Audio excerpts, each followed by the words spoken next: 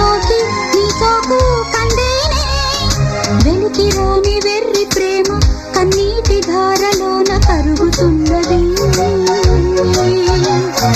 నాదు శోకమోపలేక నీ గుండె బాధపడితే తాళనన్నది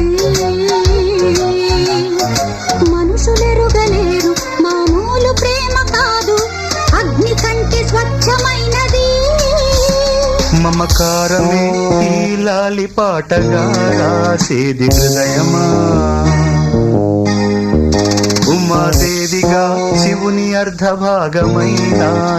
నిలువుమా శుభలాలి